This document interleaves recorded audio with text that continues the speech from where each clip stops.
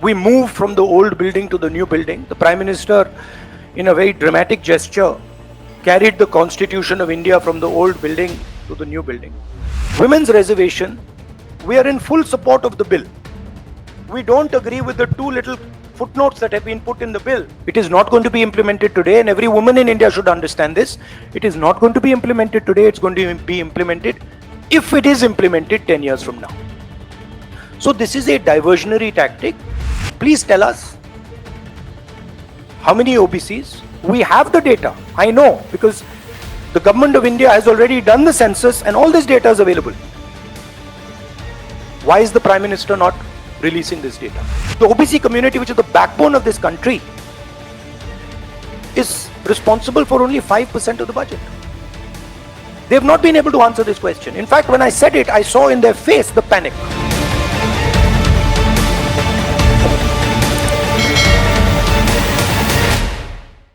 The BJP came up with the idea of a special session. We appreciated that idea. With a lot of fanfare and pomp, we moved from the old building to the new building. The Prime Minister, in a very dramatic gesture, carried the Constitution of India from the old building to the new building. And he said that he is passing a very important law. And we agree with him. Women's reservation is a central step in the empowerment of the women of India, and it is a critical step. But when we read the fine print, we found something very interesting. Two little subtexts were there. Number one, this will be done after delimitation. Number two, this will be done after census. What it means is this bill will be implemented a decade from now. It is not going to be implemented today, and every woman in India should understand this. It is not going to be implemented today, it's going to be implemented if it is implemented 10 years from now. So this is a diversionary tactic. It's a way of making everyone's attention move away. The question is, what are they moving away from? And the answer is the caste census. And I'd like to explain why. In my research for my speech, I looked at how many officers in the government of India, the senior most officers are secretaries. How many secretaries in the government of India come from the OBC community? How many come from the Dalit community? How many come from the tribal community?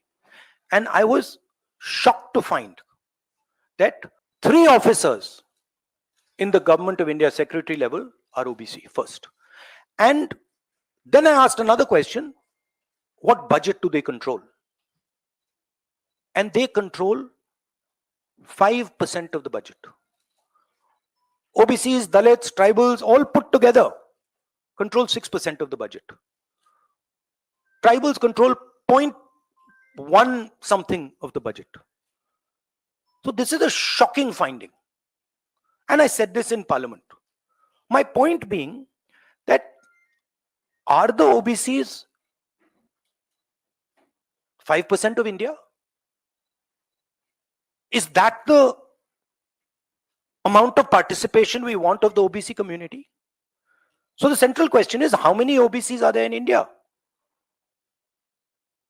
How many different communities are there in India?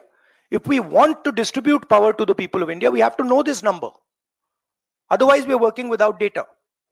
And so I placed this on the floor of the House and I said, look, please tell us how many OBCs. We have the data, I know, because the government of India has already done the census and all this data is available.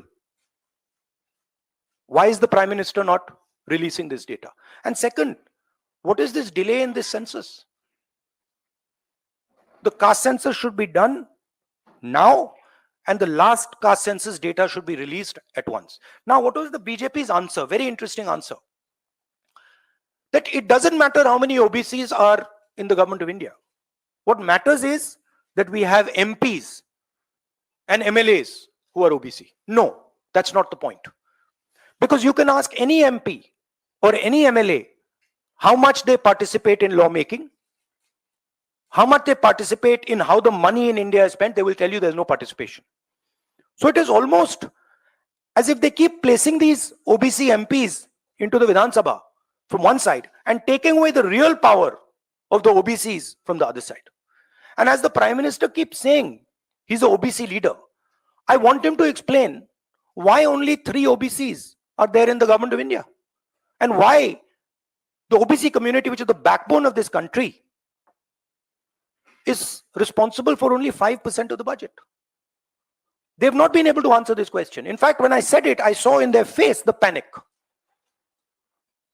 Because this is the truth. This is what they're trying to distract India from.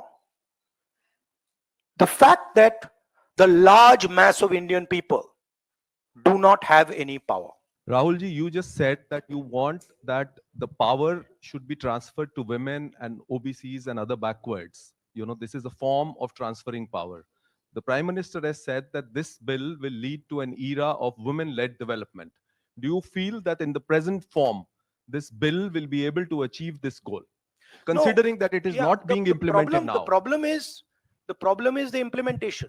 So what they have said is, we are placing a bill on the floor of the House, but we will implement it 10 years from now. What does that mean? That's like the Prime Minister saying, you know, we are going to place a bill on OBC caste census in the floor of the House, and we're going to do it in 30 years. What does it mean? It means nothing. So we agree with the bill.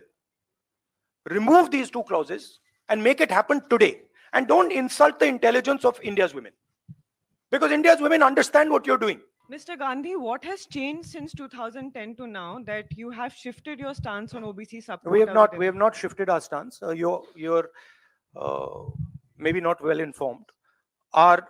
We are the party that did the caste census. We carried out an entire census getting caste data. We didn't release it at the time. There was a discussion, internal discussion. We should have released it at the time, and it should be released now. There is no change in our view on this. Yes, I see.